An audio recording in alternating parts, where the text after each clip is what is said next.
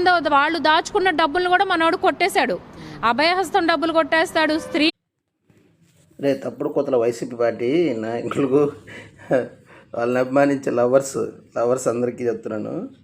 ఈయన చెప్తుంది చూడు, డ్వాక్రా మహిళకి ఎంత మోహం చేశాడండి. అదే కాదు, వాడు ఏ సెక్టార్లో వాళ్ళకి మంచి చేశాడు ఒక్కని చెప్పమని అంటారు. రే అబద్ధాలు చెప్పొద్దు. అంటే మీ నాయకుడు మీకేదో గిడ్డి పెట్టాడని చెప్పి, ఏదో ప్రజల సొమ్ము నూకేశారని చెప్పి, మీరు బాగుపడ్డారని చెప్పి అబద్ధాలు చెప్పొద్దు. నిజంగా ఒప్పుకోండి, నిజంగా చెప్పండి.